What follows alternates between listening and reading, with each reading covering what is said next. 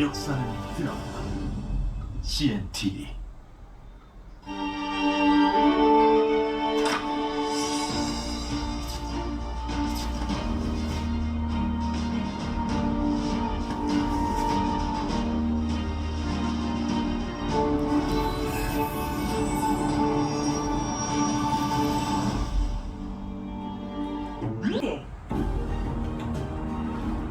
이 프로그램은 15세 미만의 청소년이 시청하기에 부적절한 프로그램입니다.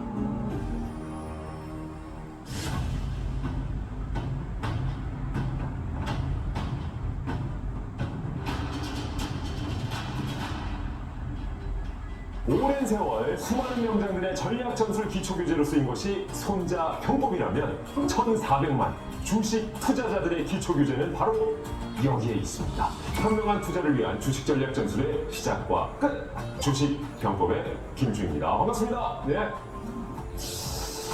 자, 손자병법에 지피지기면 백전불태라는 말이 있죠. 적과 아군의 실정을 잘 알고 승산이 있을 때 싸움에 임한다면 100번을 싸워도 위태롭지 않다는 말인데요.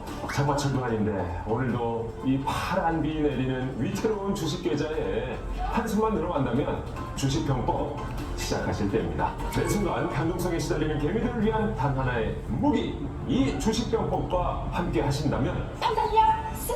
안목 쑥! 아, 좋아요. 자, 주식병법 그 첫 번째 장을 열어보겠습니다. HBM은 차세대에 꼭 필요한 그러한 핵심 부품이다. 투자 과감히하고 자원도 많고 여기에 무조건 필요한 거예요.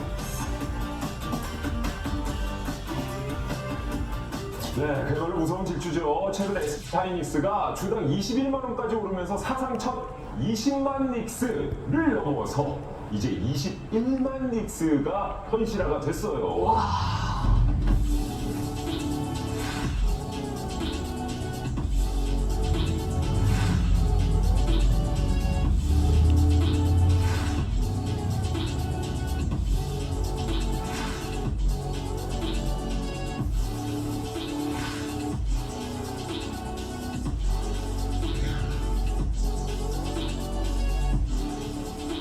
네, 21만 닉스가 현실이 되는 SK하이닉스, 이 52주 신고가 경신하기도 했는데 이 52주 신고가 이게 뭔지를 궁금해하시는 분들도 많을 것 같습니다. 말 그대로 이제 52주 동안의 가장 높은 주가를 의미하는데 이 52주를 우리가 일일로서 환산을 하자면은 1년이라고 좀 생각하시면 좋을 것 같습니다. 1년이 52주죠. 예. 그래서 1년 동안 가장 높았던 주가다. 365일도 있고 네. 아니 뭐 1년 주가 이렇게도 네. 할 수 있는데 왜 52주 이렇게 얘기할까요? 입에 365일 신고가 주 해보세요. 벌써 안 맞아, 지금. 365일 신고가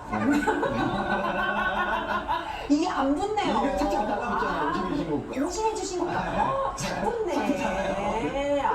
그럼 입이 덜 풀려서 그러신 거 아니야? 아우.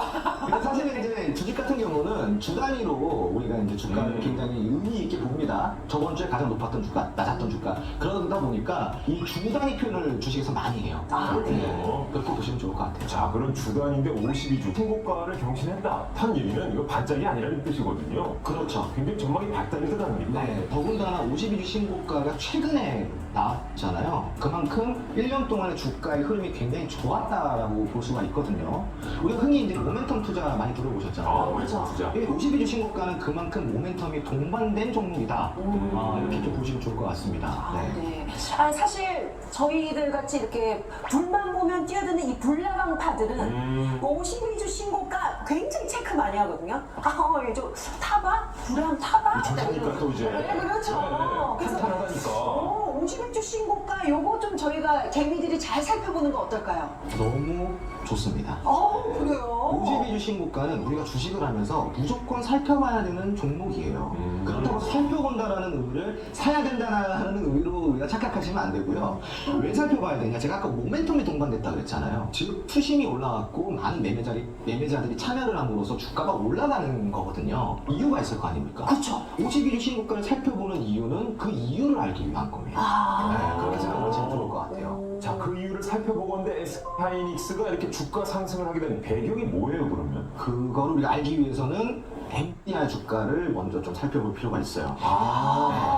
이야 많이 들어왔어요. 네, 엔비디아가 최근에 주가가 무려 1,100불을 갔죠. 와, 아니 요즘 천비디아라고 이렇게 불릴 만큼 완전 너무 뜨겁더라고요. 맞아요. 지금 뭐 엔비디아 열풍이 대단합니다. 오늘 촬영일 이전 날에도 또 엔비디아 또 올라갔어요. 세상에. 또 올라갔습니다. 계속 올라가고 있는데 이 엔비디아의 핵심 부품을 공급하는 업체가 바로 SK 하이닉스예요. 그렇군요. 그러다 보니까 좀 커플링 현상이 있었다. 동반해서 그냥 같이 올라가는군요. 그렇죠. 아무래도 조금 이제 수혜를 보고 있다라는 기대감이 많이 반영되고 있는 상황이고 네. 이 SK하이닉스 같은 경우는 엔비디아에 어떤 부품을 공급하는지 궁금하실 수도 있을 것 같아요. 네. 우리가 흔히 말하는 HBM 많이 들어보셨을 거예요. 이 HBM이 뭐냐? 바로 고성능 고대역폭 메모리 반도체라고 좀 생각을 하시면 좋아요. 이 반도체가 AI에 많이 들어가거든요. 네, 인공지능의 핵심 부품이 또 HBM이에요. 예. 그런데 이 인공지능의 시장의 점유율 80%를 차지하고 있는 업체가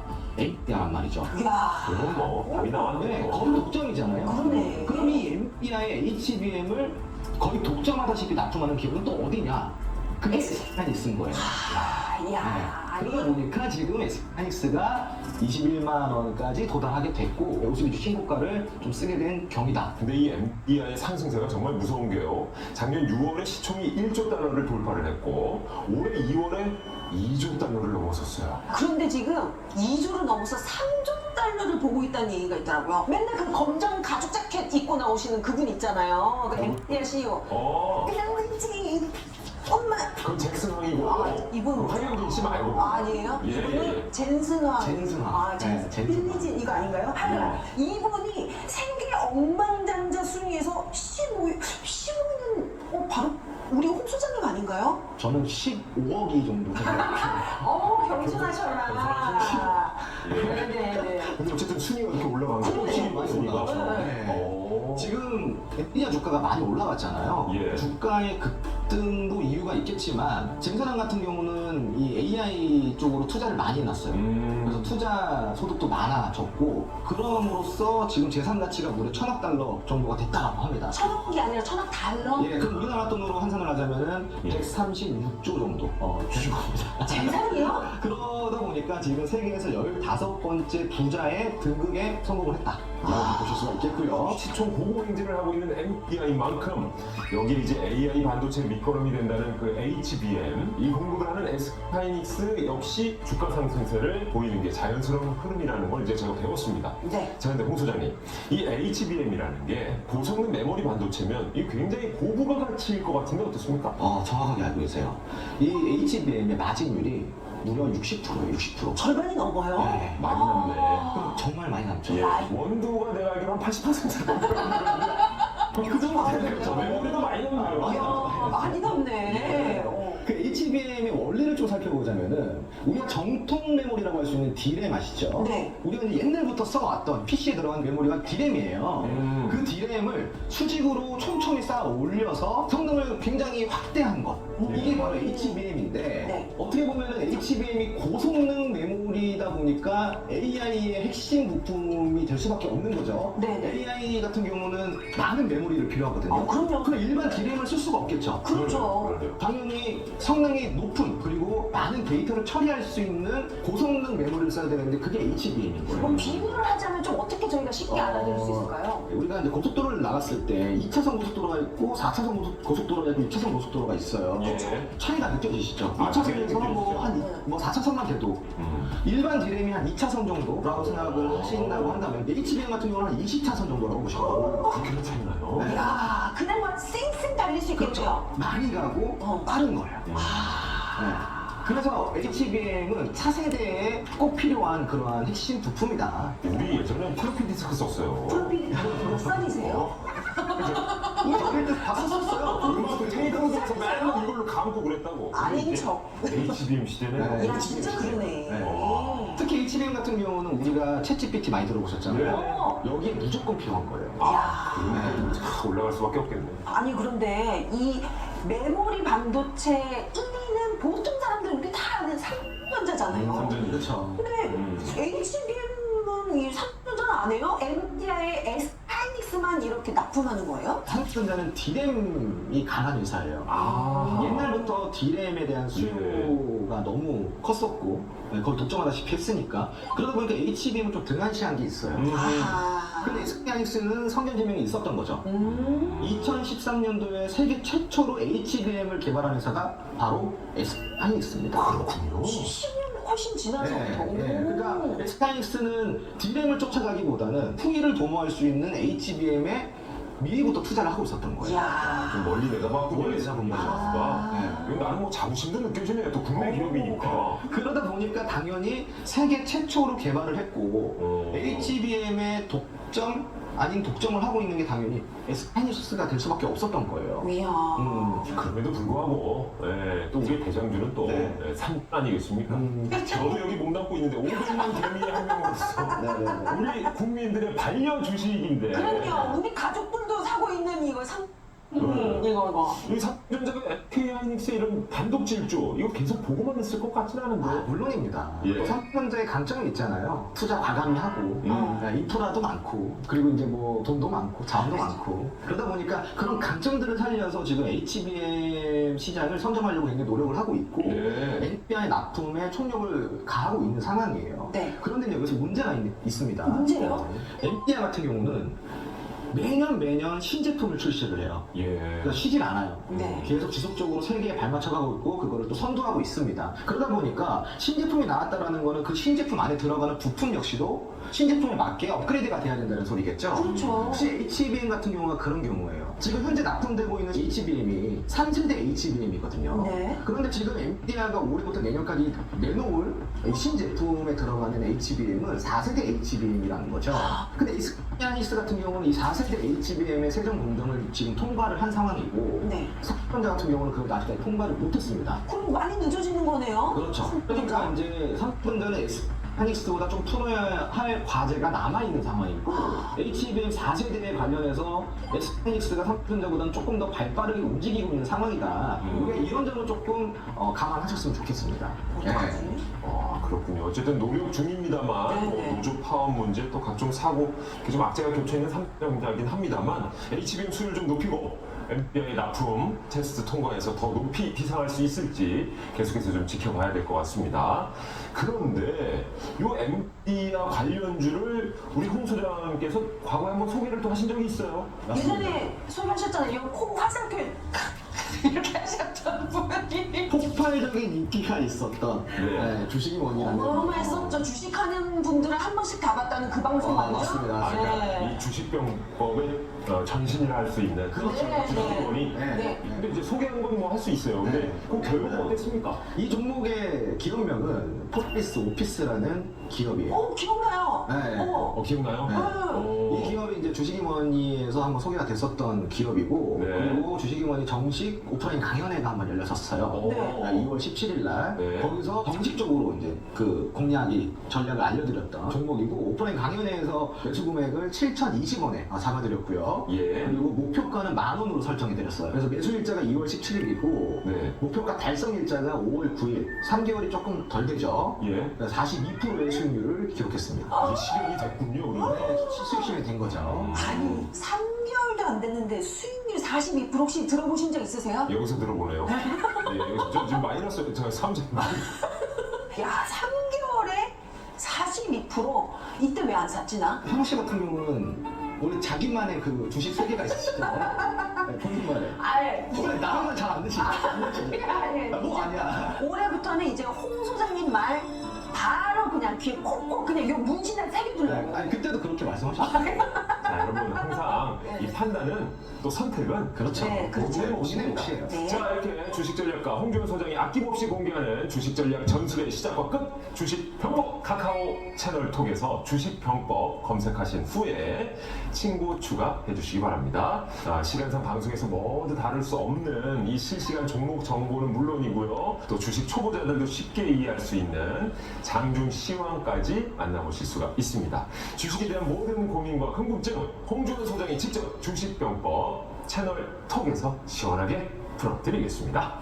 중요한 건 이거죠. 뭘 사야 되느냐. 이게 제일 중요하죠. 이게 제일 중요하죠. 네. 찐 중에 찐을 준비해왔습니다. 자, 이게 진짜네. 어떻게 우리 김일중 아나운서 환갑잔치 때 쓸 수 있습니까 그 돈?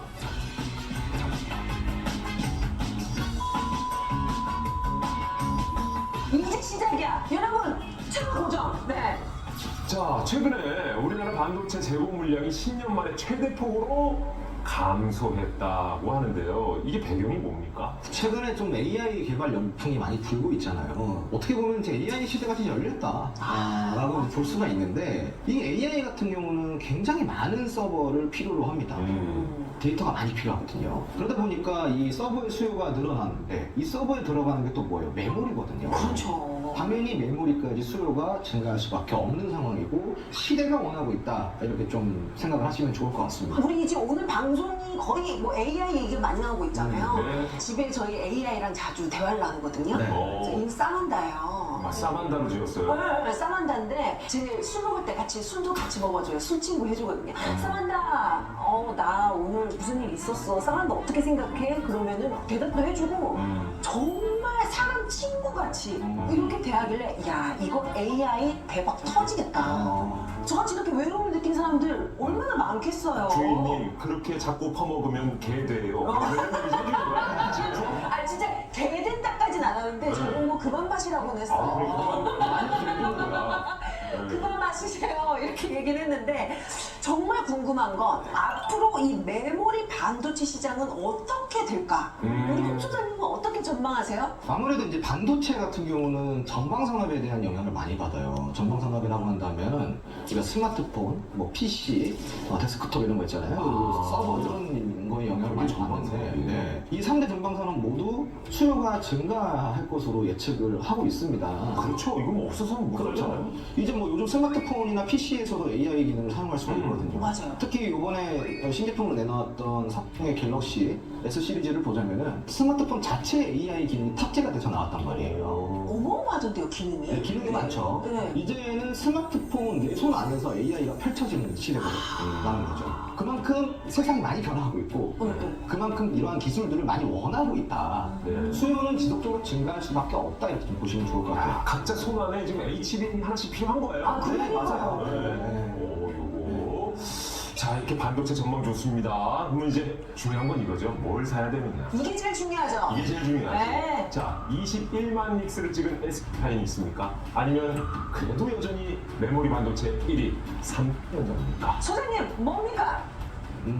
저는 과거에는 기억나실 거예요. 네. SK하이닉스라고 대답을 했어요. 오, 잠깐만. 하이닉스. 과거에는 그 냈어요? 지금은 말을 못하죠. 왜요? 왜요? 아, 이미 21만 닉스가 됐다? 네, 오. 그때는 쌌었으니까 네. 와 이 가격이면 SK하이닉스 너무 매력있다가 였었는데 제가 봤을 때는 지금 현재 주가는 그렇게 매력있지는 않아요. 더 올라가더라도 이건 내 종목이 아니다라고 생각하는 게 맞다는 거죠. 21만 원에서 25만 원 됐어. 그럼 21만 원에 그때 살 걸 이런 생각들을 하시잖아요. 네네. 돌아가도 못 산다는 거예요. 너무 높기 때문에. 요즘 높을 때 사시는 분 주로 여기 계시는데 93,000원. 그러니까 한번 겪어보시니까 어때요? 예? 그때는 10만 원 넘을 줄 알고 넘을 거라고 생각하고 하신 국민이 거예요. 가지야! 이거였어요. 네. 네. 그러니까 이게 주가의 함정이라는 거죠. 아, 그러니까 지금 올라갈 때보다는 쌀 때 살펴봐야 된다. 그럼 지금 둘 중에 하이닉스는 좀 신중하게 말씀해 주시면 네. 그래도 삼성전자입니까? 삼성전자 같은 경우는 네. 여전히 매력 있는 주가예요. 아 여전히 매력 있다. 다행이네. 아직 지금 아직까지 뭐 7만 원 언저리 그 네. 주변에서 놀고 있잖아요. 다만 문제는 뭐냐면은 삼성전자의 리스크가 좀 아까 몇 가지 있었잖아요. 그런 리스크들이 좀 해소가 되고 시장에서 인정을 받는 날까지 네. 우리가 좀 기다려야 된다. 아, 좀 전망은 좋으나 기다려야 한다. 많이 기다려야 돼요. 네. 어떻게 우리 김일중 아나운서 환갑잔치 때 쓸 수 있습니까 그 돈? 제가 해외 여행 가고 과거에 싶은데 이제 한참 올라갔다가 주가가 거의 곤두박질 쳐서 6만 원 밑으로까지 떨어졌던 적이 있었어요. 네네. 그때 제가 이제 경제 프로에 나가서 네. 그런 이야기를 했습니다. 삼성전자의 주가는 어느 순간 10만 원을 넘을 거고 적어도 15만 원 이상 갈 거다. 오호. 그런데 저는 그거를 10년으로 보고 있다. 라고 이야기를 했습니다. 아 10년이면 적어. 10년. 10년이면 적지 10년. 아, 10년. 10년. 그게 제가 이제 22년도에 이야기를 했던 거기 그러면 때문에. 2032년. 네. 32년까지 바짝 보셔야겠네요. 이제 제가 보는 뷰는 네. 내년부터, 즉 한 2025년부터는 삼성전자 주가가 점차 우상향을 할 거고요. 오. 근데 김일중 씨가 가지고 있는 평단 정도는 네. 한 내년쯤에 한번 우리가 오. 그 부분까지는 한번 기대해봐도 된다고 이제. 하수들은 그 부근 오면 아우 그리고 팔아치워는 버린다. 네, 그렇죠. 예. 그리고 삼성전자가 진짜 힘을 쓰는 시기는 전 2027년도부터라고 생각을 하고 있어요. 2027년이요? 네, 그때부터 점진적으로 우상향을 많이 해나갈 거다. 두고 기다리고 근데 있어요. 두고 한번 기다려보시죠. 삼성전자는 배신하는 기업은 아니니까. 아 그럼요. 그럼요. 배달도 따박따박 주고 얼마나 좋아. 들어온지도 몰랐네.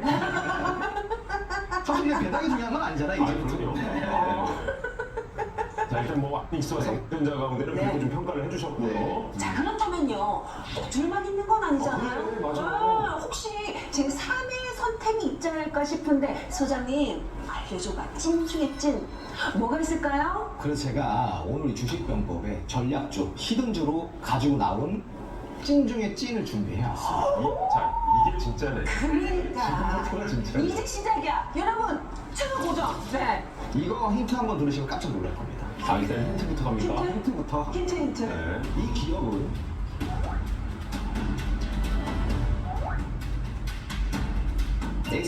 하이닉스와 마크론과 함께 세계 최초로 HBM 관련 기술을 공동 개발한 기업입니다.